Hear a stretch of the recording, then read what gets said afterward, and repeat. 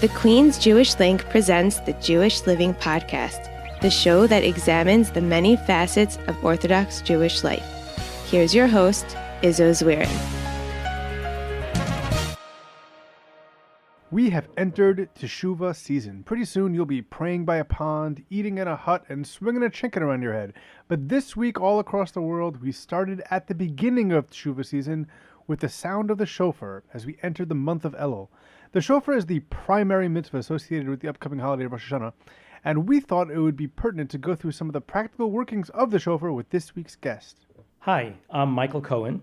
I'm the Ba'al Tokeah of a shul in Kew Gardens Hills, Congregation Eitz Chaim. I've been the Ba'al Tokeah there for about 26 years. Michael will share his wealth of Shofar-related knowledge with us, and may even show us some skills he has with the Shofar that you may not have known even existed.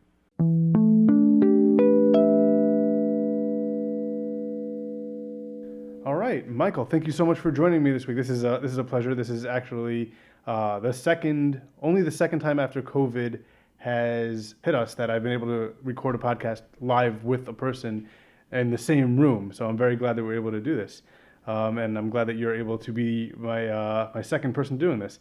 Can I get a little background on you? Obviously, you've been a Ba'al Tokeah for a while, but if you can give us a little bit more of a background on how you got to that point and what you're up to now.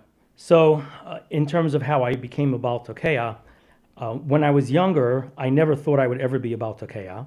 But as it happens, I am also a trumpet player. And I used to play, for instance, at Jewish simchas as well as classical concerts. And I never planned on being a Ba'al Tokeah, but about 26 years ago, the same year that the previous rabbi of Eitz Chaim was leaving the shul, also their Ba'al Tokeah was leaving. And so the outgoing rabbi asked me if I would become the Ba'al Tokeah, and I said yes. So that's my history as far as being a Ba'al Tokeah. And in general, I had worked for about 36 years for a large computer software company. And more recently, I learn at Kollel Agra de Pirka here in Kew Gardens Hills, and also learning in various other venues. And I am a part-time professor at Lander College for Men. Yeah, very nice. So I want to get a little bit into the trumpet playing versus shofar playing. So easy question: how does one help or hinder the other? It mostly helps. There's absolutely a lot of crossover between the two. Obviously, both are essentially played the same way with buzzing your lips and using air. So there's a lot of crossover, and it really helps to be a trumpet player. But of course, that said, so many Ba'al Tokeah are so wonderful and were never trumpet players. So it's obviously not something that one needs to have done. I think in my own case, I would say two things. First of all, when Rabbi Przansky asked me to be the Ba'al Tokeah, perhaps I'm sort of a shy person, and maybe the fact that I'm a trumpet player already maybe helped me feel like, oh sure, I could do this because I'm halfway there already. Rather than me being reticent about the idea of taking on the responsibility, it encouraged me.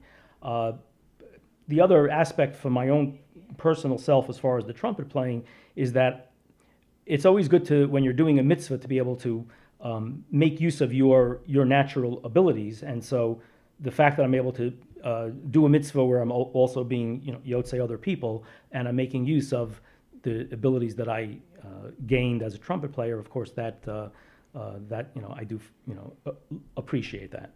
Do you think that somebody going the other way, somebody who knows how to blow a shofar, would be able to pick up the trumpet easier than somebody who's picking it up blind? To some extent, yes, because again, the basic principles are the same. The average person who picks up a trumpet, maybe they think you're just going to blow into it or something, whereas a Ba'al Tokeah will know about the chachma of how to produce a sound that way. There is a slight problem, perhaps, because a shofar preferably is blown from the right side of the mouth. Okay, there's a certain Kabbalistic sort of an idea there, basically, where there's a pasuk that pictures the Satan as being on the right-hand side of us, and so we blow on the right-hand side to counter the Satan. So preferably, although it's not ma'akev, although it's not required, but preferably one blows the shofar out of the right side of the lip, whereas trumpet is usually blown from the middle. So there could be a little bit of an adjustment there. Have you ever tried blowing the trumpet out of the right side of the mouth? I've only tried it when I try to play 2 trumpets at a time, which is something that some people like to do. So I've tried that, and that's the only time I've done that. All right. Doesn't come out too well for me. but I'm sure, like everything else with practice, I could make it work. I would love to hear that. I want to break up this conversation into 3 different tiers. I want to talk about the halachic aspect of Tekiah Shofar. I want to talk about the technical, the actual blowing, and then some practical things for people to keep in mind. So I want to start with the halachos, first of all. So let's talk about the halachos that are specifically geared to a Ba'al Tokeah, things that the layperson who's not blowing a shofar might not understand fully or even have to understand because they're not really blowing the shofar. So let's start, first of all, the getting ready for the actual tekiyahs, both from in your mind and from a practical standpoint. So knowing the halachos, of course, are very important, and it's really analogous, let's say, to a musician who has to know the piece of music they're going to play, to know the score, so to speak. When you're blowing shofar, you're basically playing to a certain score. That score originates with just a few words in the Torah, just 3 references to the word trua, and 1 word vahavarta, and then Chazal have expounded on the meaning of those words and have been able to codify into a full score, if you will, a full piece of music, what we're supposed to be doing. And of course, that is reflected, for example, in the Shulchan Aruch or the Mishnah Berurah. So a Ba'al Tokeah, of course, has to know that. And indeed, although I'm sure before I became a Ba'al Tokeah, although I'm sure at one time or the other I had at least casually learned the halachos, when I was asked to become a Ba'al Tokeah, I did sit down and go through the Shulchan Aruch and the Mishnah Berurah, and also the original sugyos in Masechtas Rosh Hashanah as well. I went through those in depth, and there were definitely things that one learns that you realize that as a, shall we say, as the audience, as the listener, people might not be aware of that, but as a Ba'al Tokeah, you must be aware of these things. I would say in many cases, the listener, so to speak, meaning the people in shul who are being yotzei the mitzvah from you, they would perhaps certain things that they might hear, let's say a certain type of mistake, and they might think, oh, well, that was a bad mistake. Doesn't he have to do it over again? And yet really the Ba'al Tokeah doesn't have to do that over again. Yet there are other things that they might not be aware of that are actually ma'akev, that would actually prevent you from being yotzei the mitzvah. So, for example, one example of that would be people are probably not aware of the fact when they hear a tekiah, and maybe people sometimes are saying, oh, that was a long tekiah, wow, that was really great, or whatever. People may not be aware that the length of the tekiah is important, but it's only important with regards to, or in comparison to, whatever kolos are contained within the starting and then last tekiah of that set. So someone might hear some tekiyos are longer and some tekiyos are shorter, and might wonder why that is. When you know the halacha, you know that, let's say, if the 2 tekiyos are surrounding only a shvarim, let's say, then those tekiyos can be shorter. But if they're surrounding a shvarim trua, then those tekiyos can be longer. It's what I like to call the hamburger bun rule. Like if you go into a restaurant and you order a hamburger on a bun, you really wouldn't be that happy, I think, if the hamburger was sticking out of the bun. It makes it harder to hold. Your hands get greasy. So you expect the bun to be at least as wide as the hamburger. Right. Well, the tekiah needs to be at least as long as whatever is in between the 2 tekiyos. Does it work the other way? If I wanted to order a tiny hamburger but had a huge bun, would that be a problem also that way? So halachically, the tekiah can be as long as you want. There's no limit. Okay. So I was going to get into that in a little bit when we talk about the technical stuff, but I'm glad you brought it up now. While we're on that topic, the Tekiah Gedola, the timing of the Tekiah Gedola, is that first of all, is that a source of pride for Ba'al Tokeah? Do you guys? I know a lot of people in the Kehillah, like we look at the clock, like, all right, how long is it going to be this time? But do you guys like time that? You want to have like somebody in the audience tell you how long you did, so you can brag to your friends later? I personally don't look at it like that. I'm not looking to break any records. So the purpose of the Tekiyos Gedolos is really as a siman to the kahal to know that we're done with a particular set or that we're done completely.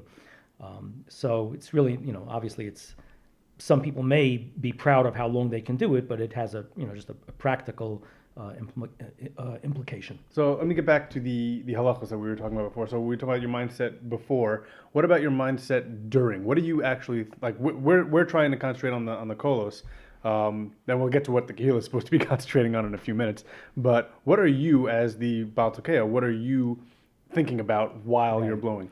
So, of course, everyone knows that there are so many different kavanos that one can have in mind. And, if you look in a sefer like the Shla, there are kavanos that some of which we can't even understand. And there are many svarim written in that area. And, of course, we know that they've been condensed very nicely by the 10 kavanos that Rav Sadia Gaon lists for us to have in mind. But what I will tell you, for example, when I was first asked to be the Ba'al Tokeah, I had a conversation with a Rosh Yeshiva. He happens to be my uncle, but I had a conversation with him. And he asked me, so, in fact, his question was very similar to what you're asking me now. And he said to me, so what will your main kavanah be when you're blowing? So I said that I'm doing a mitzvah sasei mida araisa, and that I'm having in mind to be yotza others in that mitzvah. So that is the essential kavanah. By the way, he was impressed with that answer. Because at the end of the day, that's the most important thing. It's a mitzvah saseh. Kavanahs are very important. They're wonderful. But let's keep in mind that the mitzvah, as stated in the Torah, doesn't give any reason for the mitzvah. And the Rambam and others point this out, that it's a gezerah shava. It's just how it is. It's stated in the Torah with no reason, and while it's always very good for us to be able to think of various kavanos, and I'll get to what I think about, but the main thing that I think about is merely the fact that this is a mitzvah saseh midaraisa, and I'm being yotze that mitzvah, and also being motzi other people with it. So that's really the key kavana, and that is potentially ma'akev. I mean, it is important for the Ba'al Tokeah to know that he's doing a mitzvah, because we know that the din is, let's say if someone else would hear what's known as someone who's being misasek, meaning someone who's just fooling around on a shofar, happens to blow a beautiful tekiah, shvar and trua tekiah, beautiful kolos, but he's just fooling around or learning or whatever, other people would not be yotze from him. So clearly that's important. Beyond that, I would say what I have in mind is generally at least a subset of the 10 kavanos that Rav Sadia lists. Right, and a subset of those things, is there any one in particular or a few in particular that you like to keep in mind? I mean, it's hard to keep 11 things in mind at once. So the idea that that a tekiah is an image, a sound image of shalva, of peace, of tranquility, following the cry out of the shvarim and or the trua. So the idea that we should always be moving from situation of needing to cry out into a situation of shalva. I happen to know that you daven in a shul that blows during the quiet Shemona Esrei, the individual Shemona Esrei. Do you prefer that, or without talking out against your shul or praising whatever you want to do? But do you prefer the shofar being blown during the silent Shemona Esrei or not? So I personally actually daven Nusach Sfard. That is my upbringing, and that is the common minhag amongst Nusach Sfard, and that's how I grew up. So I'm very good with it.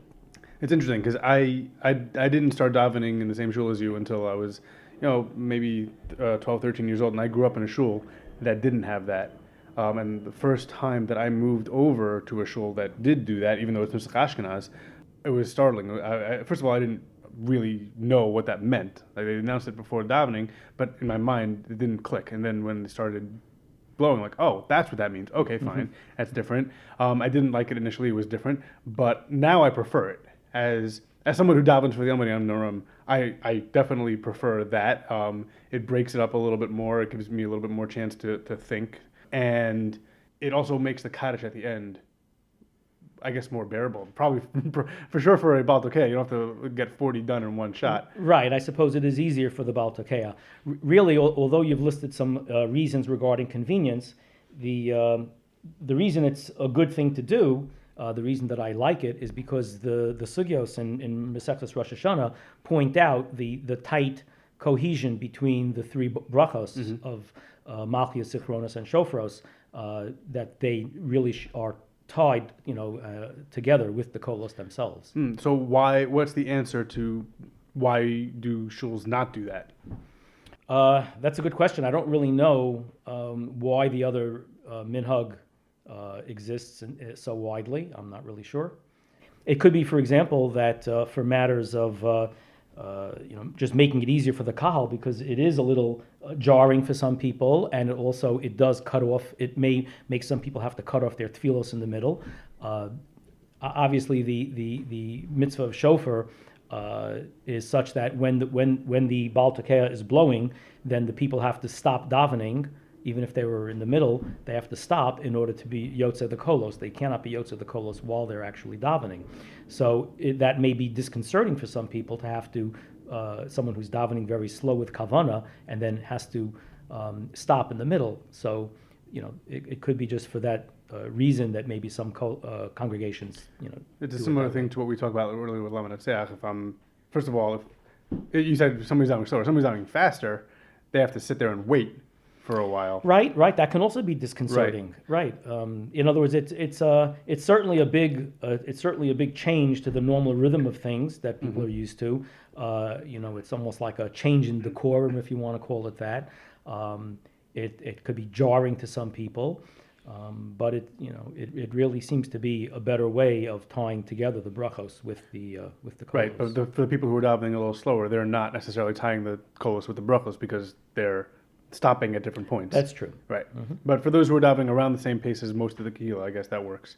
I want to move over let's move over into more of the kehillah since we're there already. We spoke about what the Ba'al Tokeah has in mind. Does the kehillah have to have the similar? Obviously, we're going to say to be yotzei the mitzvah of Tokeah shofar. But what about the other things? Should there be other things that the kehillah has in mind?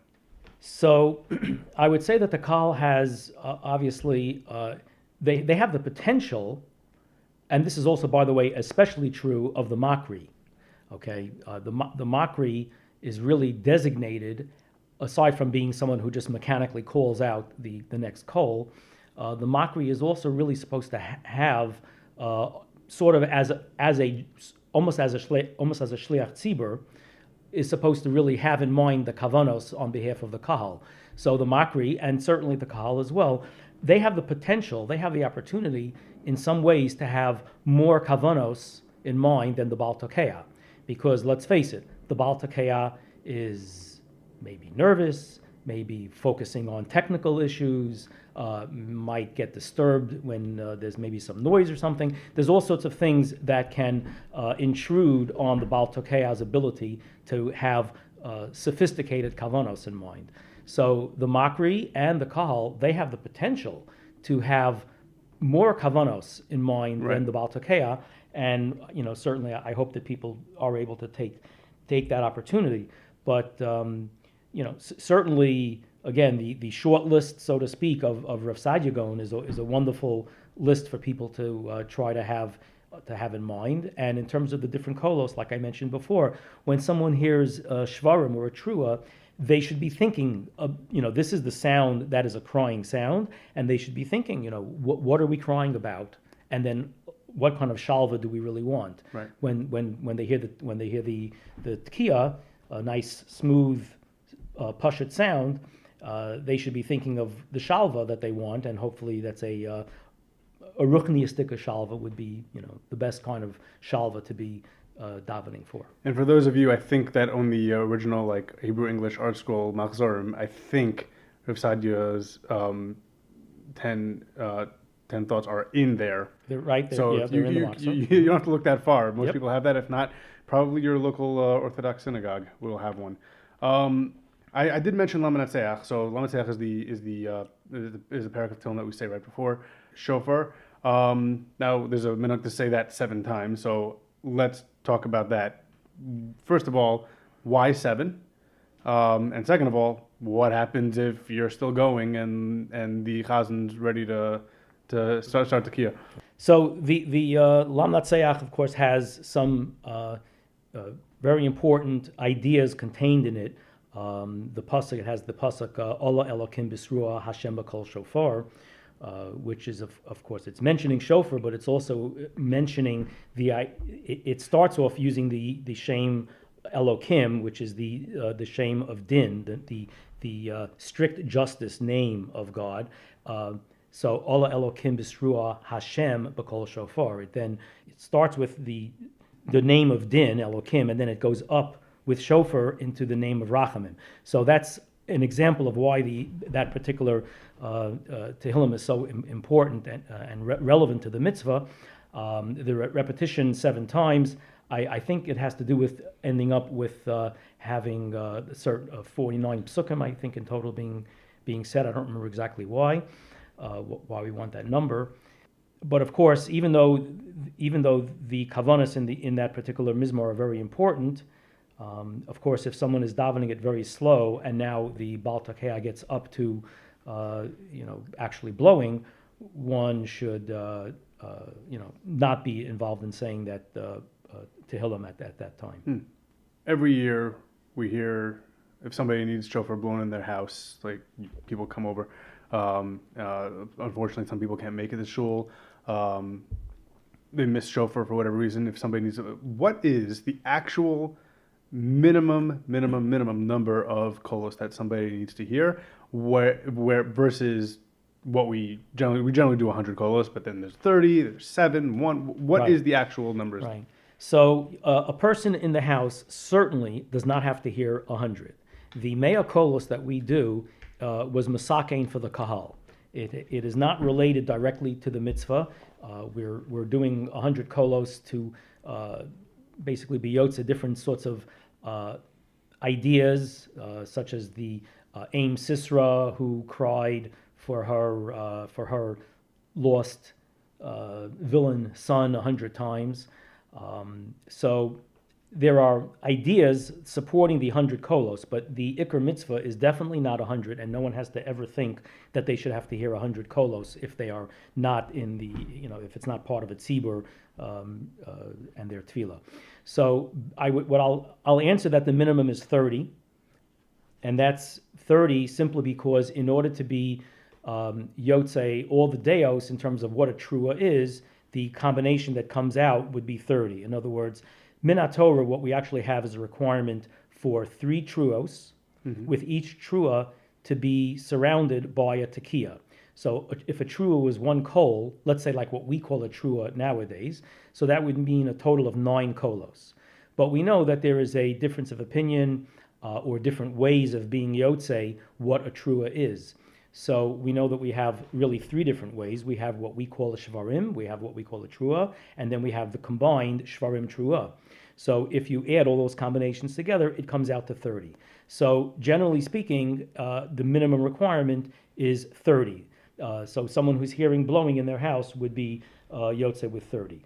Since you're asking about the minimum requirement, I guess I would have to note that in the case of extreme of an extreme problem, let's say maybe like a chayal, a soldier who's preoccupied in battle all day, it is potentially possible to be yotze the mitzvah with 9 kolos, to hear basically tarat would in a b'di'eved, one could assume that someone like a soldier, or I don't know if such a thing could happen, but let's say if a doctor was mamish busy all day saving lives and only had 20 seconds to take out for blowing shofar, and if he would do tarat, presumably he would be yotze the mitzvah, certainly b'di'eved. One other point regarding that, in understanding why one might be yotze. I mean, you might ask, well, why do we make such a big deal of doing all the different ways, tarat, tashat, and everything, if you could be yotze that way? So I want to point out that the Gemara in Masechta Rosh Hashanah, so it says Asken Ravavo beKesaria. Ravavo established in Kesaria, he made the takana to do what we do nowadays, which is to blow all 3 ways. And the Pashut reading of that sugya is that there was a machlokes, and the way to resolve the machlokes was some sort of a hachra, some sort of a compromise that did all of them. But it should be noted that Rav Hai Gaon, I think it's brought down in the Rush, Rav Hai Gaon says it's not that there was a machlokes as in people saying, oh, the other way is wrong. Instead, Rav Hai Gaon says, look, different communities develop different ways, and some of them did it one way, and some of them did it another way. And according to Rav Hai Gaon, Rav Avahu's takana was just to make it, let's have all of Klal Yisrael blowing the same way. So therefore, it's certainly a wonderful thing to get the 30 kolos. But the reason I'm saying is that you might be yotze with 9 is because the takana notwithstanding, it would seem, at least according to Rav Hai Gaon, that any of those ways was valid by themselves. So we have this minhag, if not halacha, that we're not allowed to talk from the time you make the bracha until after you hear the kolos. When does that time end? In most shuls, they say you can't talk from now until the end of Kaddish, at the end of Shemona Esrei, but how much of that is because you don't want to break up the kolos, and how much of that is because you're not supposed to talk during, Shemona Esrei, Chazar Shatz, and Kaddish? Right. So first of all, a Ba'al Tokeah definitely should not talk at all until the end of Kaddish. I mean, until the last kolos. The kahal also preferably should not talk the whole time, because let's keep in mind a birchas hamitzvah was made, and even though, let's say, the last kolos may not be ma'akev regarding the mitzvah, they may not be inherently required for the mitzvah, but we are trying to be yotza all the deos, and we are trying to achieve all the different kavanos. So if you want that birchas hamitzvah to apply, so to speak, to all the other kolos, then you should not have a hesech hadas or speak in between. But certainly for the first 30 kolos, that is a clear requirement that people should not talk at that time under no circumstance. After that, everyone in accordance with their ability should try to be quiet. It's interesting because while we're not talking, let's say, just whatever we're talking about, but there's other things that we are talking about. We're davening Shemona Esrei, there's other things that are coming out of our mouth. You, I know, are a Kohen, and you're going to be duchening in the middle of that. These are other brachos that you're saying in between the bracha and the actual completion. Right, that's right. Kolos. But it is all tefillah. It's all tefillah. And indeed, by the way, according to many opinions, Tokeah Shofar is tefillah. Okay, it's an inyan of tefillah. So it's all combined as part of the tefillah. So even though you're right that technically you are saying other words, but it's all part of the corpus of tefillah, and the kolos are part of the tefillah in this case. So the davening is not a hesech hadas in this case, whereas talking about something totally unrelated would be a hesech hadas. And wrapping up our discussion on the tefillah part, kolos at the end, because we started at the beginning, going to the end. Kolos at the end of Shemona Esrei, at the Kaddish after Shemona Esrei. So it's a machlokas as to where in Kaddish those kolos are supposed to go, whether it's supposed to go before Tiskabel or right before Otz Shalom. What is that machlokas, and why do we hold what we hold? So there are a number of different opinions there. In fact, I have a sefer here called Kol Shofar, which it's a very interesting sefer. It's written by Rav Amram Buskila, and he goes through the standard halachos, but he also goes through all the minhagim that exist all throughout the world and all the different countries, what they do. And there's a very wide variation about what people do in terms of when to do, for instance, the Tekiah Gedola at the end. So, for example, I think that most kehilos around here that I've seen do what we do in Eitz Chaim, for example, which is to blow that last set of kolos before Tiskabel, and that includes the Tekiah Gedola. But for example, there's another minhag to do, let's say perhaps those kolos, but not with a Tekiah Gedola, and then to do separate by itself a Tekiah Gedola after Kaddish. So there's just a very, very wide variation of minhagim. I don't know the reasons for each different minhag. Okay. There's something I was always interested in as to where those differences are. Let's move on to the technical, actual blowing of the shofar. We already mentioned the length of the tekiah. We got a little bit into that. Let's really start with the actual shofar itself. Does the size of the shofar matter? Does the shape of the shofar matter? I know that we don't use necessarily that triple loop one for I have one of those up there, see? Yeah. So the shape matters. In fact, the shape is mentioned by the Mechaber. We look to use a shofar that is kafuf, that is essentially curved or pointed up. And that's, again, just a siman, just a sign, like so many things that we do on Rosh Hashanah. It's a siman that we're turning ourselves upwards towards Hakadosh Baruch Hu. So it doesn't have to be like that, but that's what we look for, a shofar that is curved, pointed up. Size, halakhically, well, there's a minimum shear, basically a tefach, which is to say that it should be, the shofar should be able to, if you hold it by your hand, you should be able to see both ends protruding, at least a drop from either side of your hand. But that would be a pretty small shofar, and a shofar like that would have a very high pitch. The larger the shofar, the deeper the pitch will be. Different people will find it easier to blow different shofaros. Every shofar has what in English you might call a sweet spot, meaning the note that makes that shofar resonate best. That varies on every shofar. It's different. Unlike, for example, on a trumpet, the trumpet has predefined slots, so to speak, where the trumpet vibrates or resonates properly. With a shofar, it really depends on the size of the shofar and also how the mouthpiece was cut out. So, for example, I have two shofaros here right now. And you bring two shofaros with you Right, I always have two shofaros with me. This is the shofar that I don't normally use, and it's on the small side. Well, it's about 9 inches long, I guess. And you'll notice that it has a high-pitched sound.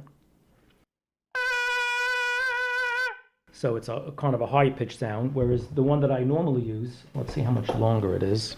So it's definitely bigger by maybe 4 or 5 inches, and it's also wider. So it's a much deeper and fuller sound. Yet some people might find it easier to blow the smaller shofar.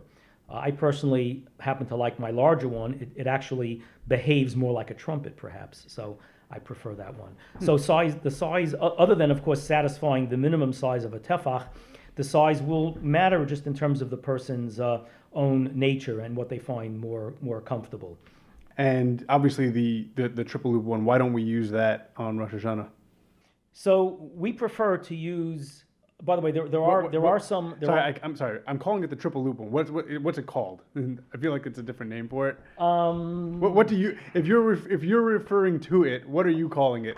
You're saying, hey, pass me that. I would actually call it a Yemenite shofar because the Yemenite people have the minhag to use that shofar. Okay. So our minhag is to use a shofar from an aisle, from a ram, with the obvious connection to Akedas Yitzchak. Right. Oh, okay. So I was under the impression that we only use the ram, but I guess there are other things out there. Maybe that's one of the reasons why we do. So basically, there are other types of shofaros that are obviously kosher. Obviously, that shofar from the kudu is kosher. What you're not allowed to do is you're not allowed to use a shofar of a cow or a bull. That's asur. Now, aside from the Ba'al Tokeah and the Chazan, there's another person involved with this. It's the Makri. So if you could talk a little bit about the role of the Makri and the importance of having a rapport with the Makri. As I briefly mentioned earlier, the Makri has the one advantage in a way over the Ba'al Tokeah, that he's more well positioned to be. He's standing there as a representative of the Kahal, and he has more of an opportunity perhaps to have more of the Kavanas in his mind than perhaps the Ba'al Tokeah may be able to. But from a practical point of view, obviously the Makri is making sure that the Ba'al Tokeah is blowing the right kohl and properly. Generally speaking, the Makri should be a Mora Halacha. He should be a posek who can determine whether the kolos were right, and more importantly, to know which type of mistakes require what type of reparation. So if a Makri knows his halacha well, then let's say the Ba'al Tokeah blows, for example, the most problematic mistakes are mistakes that would cause a hefsek during a shvarim or trua, such as a slightly elongated note. Can you give us an example of that? So let's say, you want me to do something that's wrong on the shofar? I've never done that before.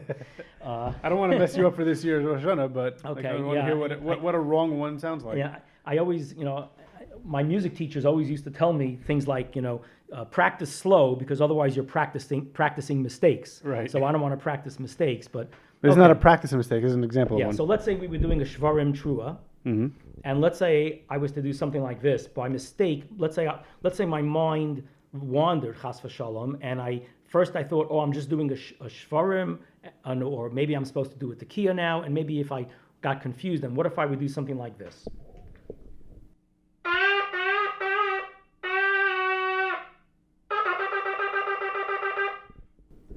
what I really just did was, first I did 3 sounds that would be shvarim, but then I did a longer sound that could have sounded like maybe the 4th tone of a shvarim, and a shvarim is allowed to have a 4th shever. It doesn't, having a 4th shever wouldn't passel a shvarim by itself, but I did end up with kind of a long kol over there, and a long shever could be interpreted as a tekiah. If it's interpreted as a tekiah, and indeed, Lefi Shitas Rashi, I think it is, that kol would have been a tekiah, and now I've interrupted my shvarim and my trua, so I have neither, right?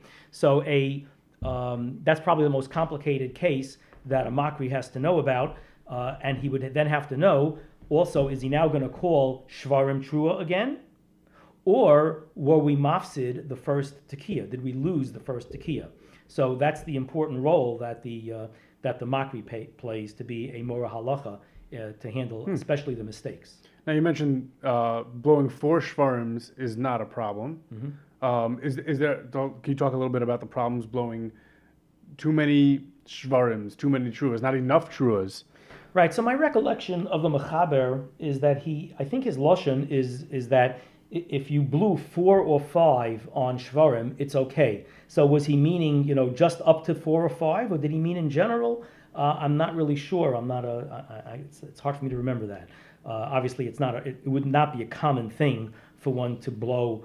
I could understand a mistake and blowing 4, but it wouldn't be too common to end up blowing more than 4. So I don't remember what would happen if you mamish blew more than even 5. But I think his lashon was 4 or 5 is okay. For a trua, there is no, to my knowledge, there is no maximum. So the trua could be as long and have as many tramutin or kolos as you wanted. But keep in mind, the longer you do your trua, right, then the longer you're going to have to do your tekiah. Right. It can take the wind out of you. Yeah, by the way, there is an interesting little side point here. It's not often that the nosei kelim on the Shulchan Aruch have to claim that something in the Shulchan Aruch, something in the Mechaber, is a ta'as sofer. But in this area, there's a ta'as sofer. In one of the longest or complicated seifim about Tekiah Shofar, the Mechaber is explaining what the different lengths should be of the various kolos, and when he's trying to explain what I call the hamburger rule, maybe he should have stuck to that name, the hamburger rule. Instead, he ends up describing it in terms of the more classical way, of course, that the Gemara describes it in terms of trumitin, which are sort of like minimal beats. And in a particular case, so the Mechaber ends up saying that you should have, let's say, surrounding a shvarim and trua, he ends up saying that you should have yud-beis trumitin. In other words, the tekiah should have 12 beats, so to speak. And if you look at the logic, and if you look at the original sources, that's all wrong. And the Be'er Heitev and the Mishnah Brura and I guess everyone else points out ta'as sofer. He did not mean 12. He meant 18, which would be 9 plus 9, because the minimum size of shvarim, well, let's start with trua. The minimum size of a trua would be 9. So that's 9 beats. And shvarim would be 3 shevers, each shever also being 3 beats.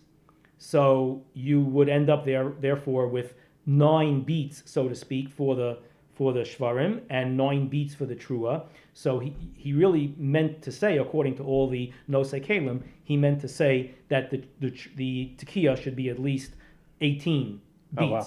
But he said yud beis, and then you can see everyone footnotes it and says ta'as sofer, ta'as sofer. So the shvarim trua is going to be a lot longer of a tekiah, obviously. So the shvarim trua together needs to be the tekiah needs to be the same length as the shvarim trua. Right, not just as one half of those. Right, it's got to be the length of both. And if you did a longer trua, then you have to have a longer tekiah. So advice for somebody who's just starting out in terms of learning a trua, it's obviously safer to learn more than 9. That's a very great point. I'm glad you mentioned that. So as a musician, and I'm not just a trumpet player, but I am also a drummer. And as a drummer, you could imagine that I have beats and rhythm in my head, very very solid. And the first year that I blew, I can tell you with a certainty that all of my truos were 9 kolos each, 9 trumitin each. Because for me, the number 9 as a musician and as a drummer, it's a very common number. A 9-stroke roll in drums is very common. So I can assure you they were 9. But someone, understandably, afterwards said, it sounded like your truists were too short. Because look, the average person is probably going to do more than 9 and is probably used to hearing more than 9. I will guarantee you that they were 9, but because that person said it, so now I do 13. Oh, interesting. So all of my truists are 13, and my tequios are long enough, to cover that. All right, I want to talk a little bit about the different types of sounds that there are and what people add to the front or to the end of it. If you could talk a little bit about that. I don't even know what those are called. I've been calling them hooks all day. Hooks, yeah. I'm not sure if that's correct. It's as good a name as any. So yeah, sure. So I think that there's really two aspects to these little extra sounds that are added. So I think some people, like I said, two aspects. The first aspect I would say is just, I don't want to call it shtus, it's just what you would call an artifact. It's just something that some people do. So there might be some people, especially people who haven't practiced a lot. Oh, we haven't spoken about practicing. Oh, we're going to get to that. Okay, that's important. Okay. So if someone hasn't practiced a lot, or if, God forbid, if they're a little short on air, so there may be a tendency for them to tense up more at the end of a kol, especially the end of a tekiah. So some people might, just because they're tensing up at the end of the tekiah, they might go like this. Because they get to the end and they're just trying to squeeze out some air, and so it gives that little glitch at the end, that hook or whatever. So that's just an artifact of the person having a physical issue that's causing him to do that. So I've seen that happens with some people, and I don't believe that there's any. I don't believe it's premeditated. I don't believe there's any reason to do that, and it's just an artifact. On the other hand, there is when it comes to the shvarim, there are bona fide minhagim regarding the shvarim, which basically I believe are made to make them sound more like a cry. You'll have to pardon me because I've never really even tried to do it, because I always do a straight or push it shever, and I'll tell you why in a minute. But there are people who do it something like this, if I can even try to do it. Something like that, right? So whereas I go, but others would do like. Now, my understanding is that minhag, which is a totally bona fide minhag, is to make it sound more like a cry, a geshrei. And that's totally fine. Now, then why do I do a pushit? So the argument for doing a pushit sound, a straight sound, is as follows. We see that there is great machlokasin between, I think it's Rashi and others, about how long a shever should be. And what is the big concern when they talk about how long a shever should be? They're worried. Well, obviously, they want it to be longer than the note, the trumitin in a trua. They obviously want it to be longer than that. So let's say they want it to be at least 2 of those or 3 of those beats that a trua would be made up of. But they don't want it to be too long. Why don't they want the shever to be too long? Because as I mentioned before, because then it could be thought to be a tekiah instead. If it's a tekiah, then it's not a shever. So, given that machlokas exists, and given how careful one should be to make sure that their shever is not too long, then it follows that if the Rishonim were so worried about people thinking that the shever is a tekiah, and we know really a tekiah is supposed to be a kol pashut. A tekiah is supposed to be a straight sound. If the Rishonim were worried about long shvarim being confused as a tekiah, those shvarim must have been straight sounds. Right. Because if it's a curly sound with a hook at the end or whatever it is, so no one's going to think it's a tekiah, because it's a geshrei with this with the hook and going up and going down. So at least one justification for doing a shever as a straight kol is simply because, working backward from that machlokas, it would seem like they were dealing with shvarim where each shever was a straight kol that could be confused with a tekiah if it was too long. Huh, interesting. Oh, and one other interesting Yep. thing about the sounds, I don't remember if it's the Yemenites or some other type of Sephardi. When it comes to a trua, so we do individual sounds like this.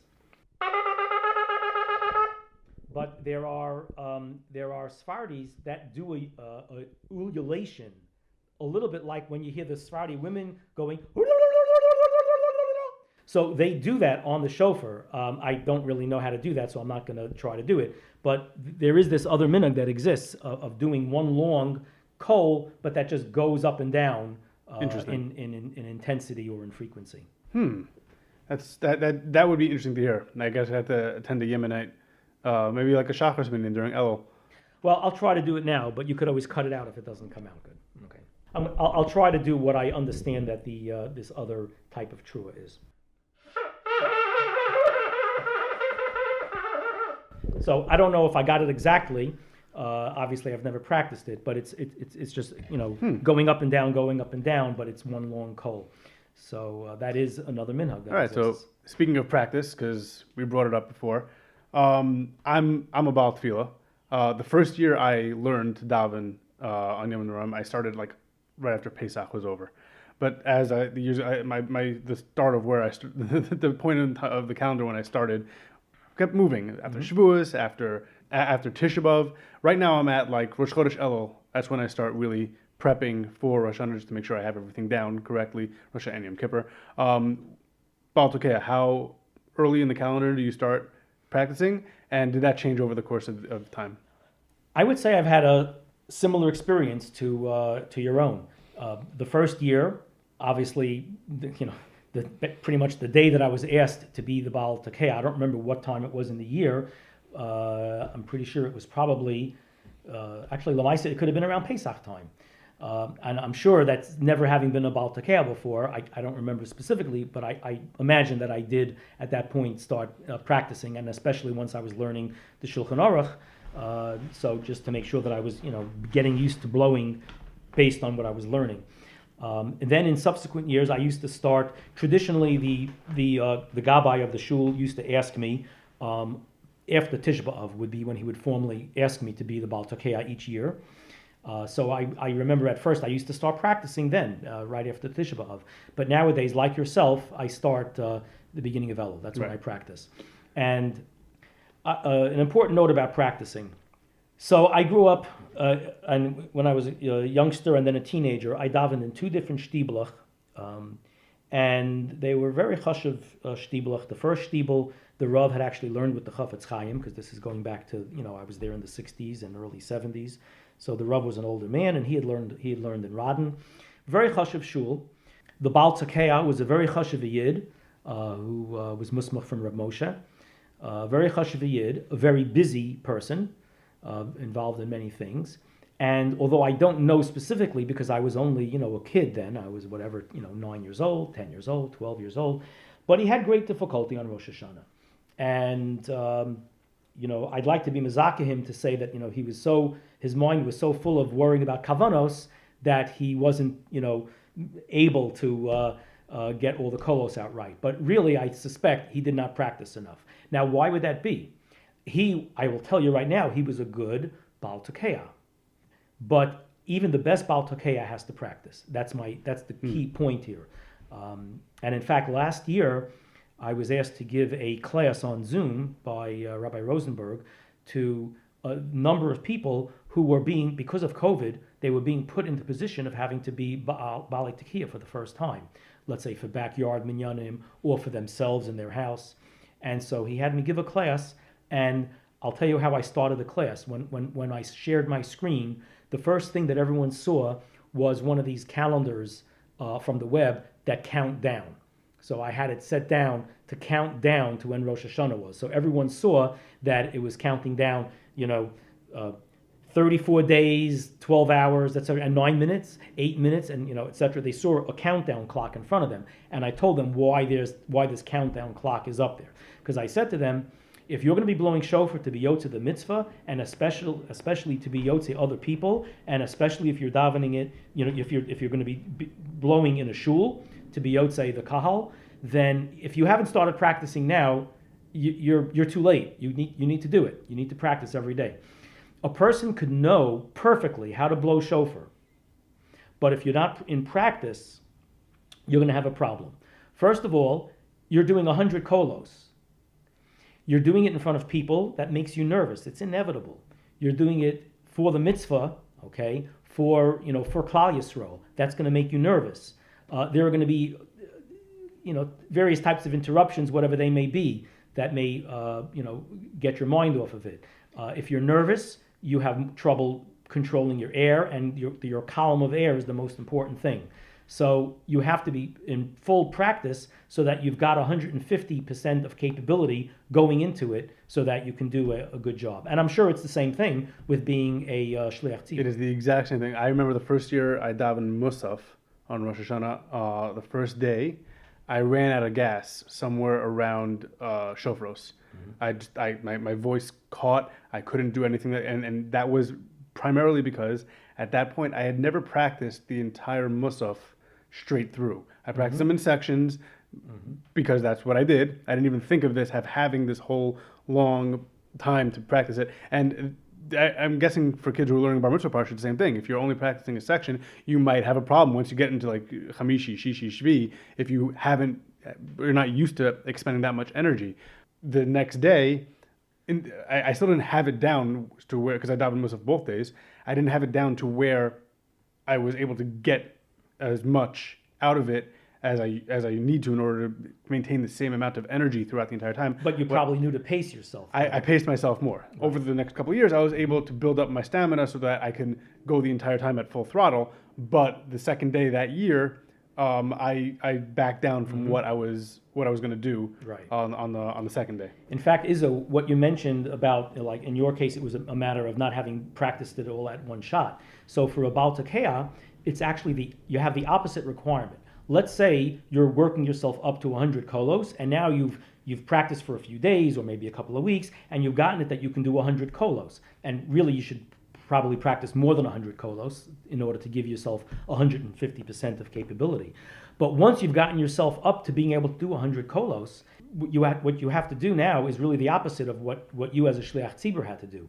You have to practice doing 30 kolos, and then stopping for a while. Right. And then doing more kolos. And then stopping for a while. And then doing more kolos. And it makes a difference.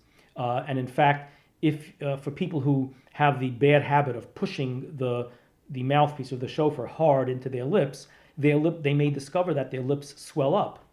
And you don't see that right away. If you blow 100 straight, you won't see that. But blow 30, and if you're pushing the mouthpiece into the lips, which is not really the best thing to do, but if you're doing that, now 15 minutes later or whatever it is, or 20 minutes later, when you blow again, you may find that you can't get a note out because your lips swelled up a little and now everything's off. And I'm sure people who have seen this kind of problem where, wow, he sounded so great before, and now why is he having trouble getting a note out of the shofar?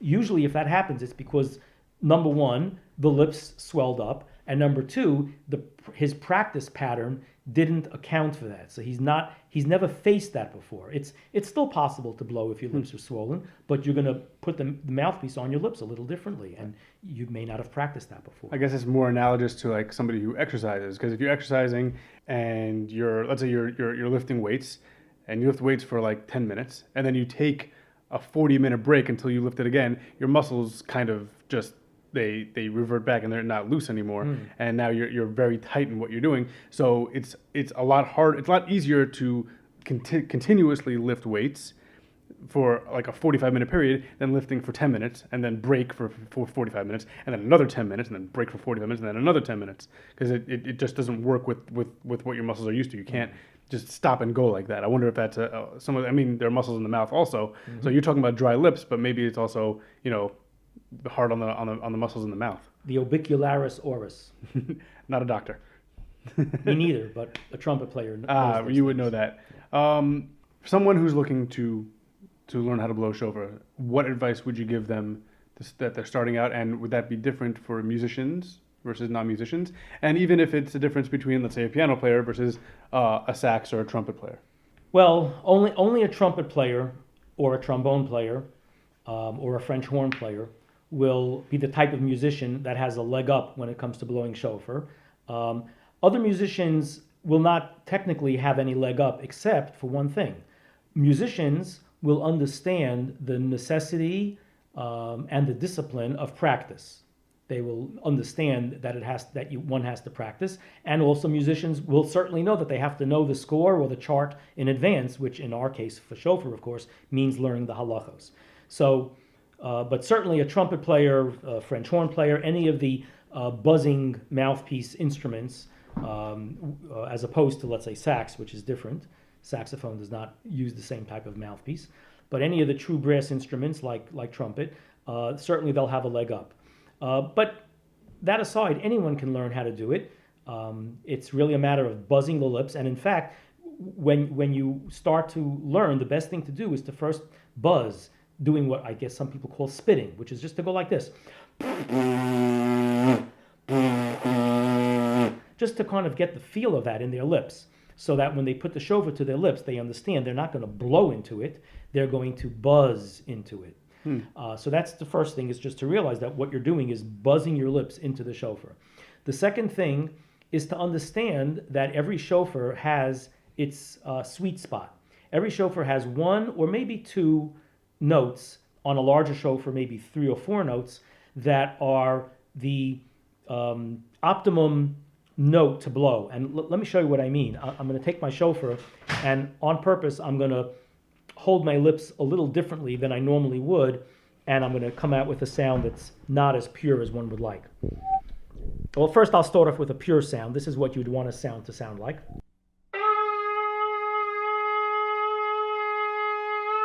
Now I'm going to go ahead and I'm going to try to blow a note, maybe like a few notes higher, let's say. Or lower. Now those notes are not as pure. And the truth is, because I'm a trumpet player, I'm just instinctively making them work. But a regular person wouldn't be able to do that. So a regular person has to find what's the right slot for them. It has to do with physics and harmonics, but basically you have to experiment a little to find what is the right note. And once you, for you, on that shofar, and once you find that note, you have to always strive to hit the same note. It should become pretty natural, because all the other notes will sound bad to you, and you'll find that there's a certain way of blowing the shofar that will sound better than others. So at first you have to experiment, and then from then on, always just blow that one note that is right for that shofar. If and when you happen to switch to another shofar, it's going to be a different note. It's going to be a slightly different feel of the mouthpiece on your lips. By the way, can you play a song on a shofar? Sure.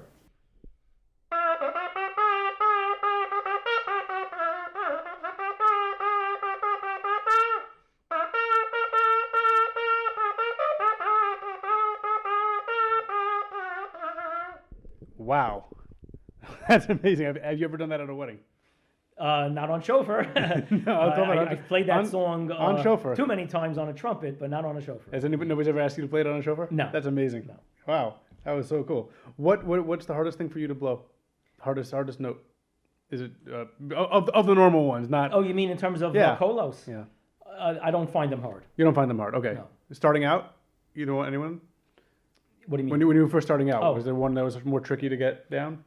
Well, I just know from having spoken to other people that a trua is probably, for someone who has not played trumpet, the trua is difficult, because what's happening with the trua is you're constantly interrupting the flow of air and starting a new note rapidly. So that's very difficult. So that's something that people have to know to start off, practice it slow.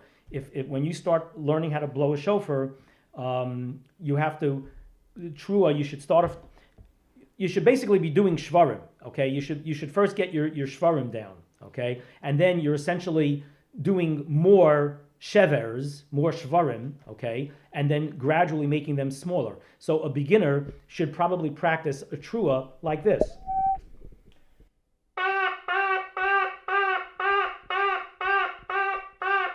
Something like that, and then gradually speed up, because otherwise a novice, if they pick up the shofar for the first time and try to do a trua with the fast speed that we normally expect from it, it might sound like this. I'm going to blow from the other side of my mouth just to degrade it a little.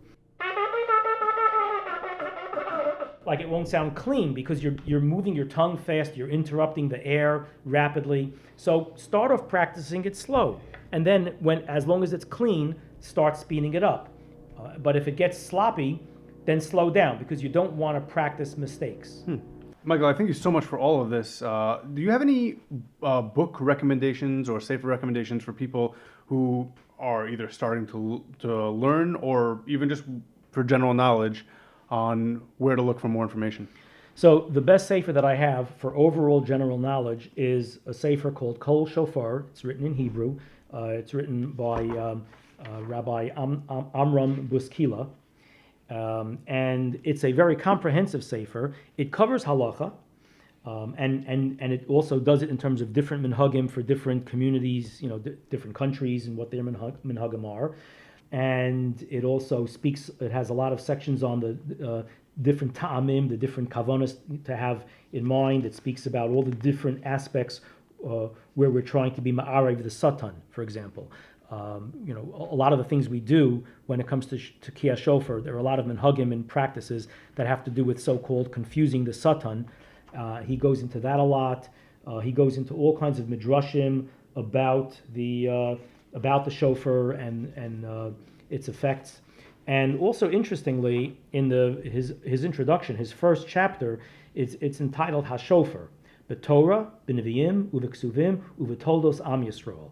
And it's a 60-page chapter that goes through all references of the use of the shofar in Chumash, obviously, and Nevi'im, and historically. And he gets into how the shofar plays a part historically for the Jewish nation, let's say in terms of the time of war, in times of a way of crying out, let's say when there's a tinus for a famine, that the shofars were used, and even today it might be still applicable to do that. In the past, he talks about how it was used at a levaya for dead people, and a whole bunch of other circumstances that he lists here. So it's a great, just kind of a great introduction, almost to like the philosophy of the shofar, and then he covers the halacha. And what I would say is people really should learn the Mishnah Brura, but nevertheless, his halacha chapter is very comprehensive and gives the most common practices. Of course, anyone who's going to be blowing in for a shul should sit down with the Rav and discuss the particular minhagim of the shul and the particular piskei halacha that particular Moreh Asra feels is applicable for that particular kahal. Good piece of advice. Sound advice, if I could use a pun. Is there anything else that we didn't cover that you think is important that people should know? Well, here's some good sound advice. I'll tell you some sound advice that just results from my own experience my first year blowing. So I learned how to blow the shofar. I practiced very diligently. I knew for a surety that I could blow 200 or 300 kolos in one day. So I really wasn't worried about that going into my first actual time blowing some 26 years ago or whenever it was. 27 years, I think. So yet, even with all that practice, I remember that my first year, I hurt my lip so much so that on the second day, it was hard to blow because it was almost like a little puffiness or a scab on my lip the second day. And I realized afterwards why that probably was. First of all, I must have been nervous. And maybe because I was nervous, maybe I overblew or blew too hard or pushed it in too hard. But also, I do remember that the sound was so different than blowing in my house. And I think I really don't know, how the human body or brain reacts to these sort of things in a sort of a feedback sort of way. But I think whatever was coming back at me made me change or vary the amount of air or the amount of pressure or whatever that I was putting through the shofar, and it ended up being a big irritation for my lips, even though I was in practice. So I suspect that for a new Ba'al Tokeah who's never blown before, it may make a lot of sense sometime before Rosh Hashanah. It may make sense to go into the shul you're going to be blowing in and to practice blowing in there in the shul, just so you have that feel of what it what it sounds like and how your body, if at all, reacts to that. Right, not to again compare it to davening as a Ba'al Tefillah, but the first time, because I used to daven before I was married also, but the first time I davened for the Amud with my tallis over my head, like the sound was different because the tallis is blocking your ears, and I remember like during davening tucking my tallis behind, like still over my head, but tucking it behind my ears just so I could hear what I was saying. Over the years, I was able to readjust to figure out what it was, but it does throw you off if the sound coming back to you is not what you expected it. Yep, it's the same thing, definitely. Yeah. All right, Michael, this was so much fun. Thank you so much. This was really cool. And I appreciate you taking the time out for this. Thank you. You're very welcome. Tiskul and Mitzvos keep doing these wonderful podcasts about important topics. All right, thank you.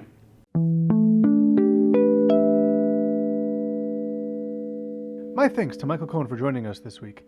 As ever, when we discuss halacha on the show, please do not paskin anything based on what you have heard on a podcast. If you have a shaila about shofar, as always, it is best to consult with your rabbinic authority. Until next time, Kol Tov. The Jewish Living Podcast is produced by Sreli Paikus. Our theme song is The Band by A.B. Rottenberg.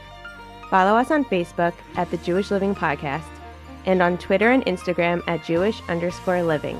You can also email the show at jewishlivingpodcast@gmail.com. The Jewish Living Podcast is recorded in conjunction with the Queens Jewish Link.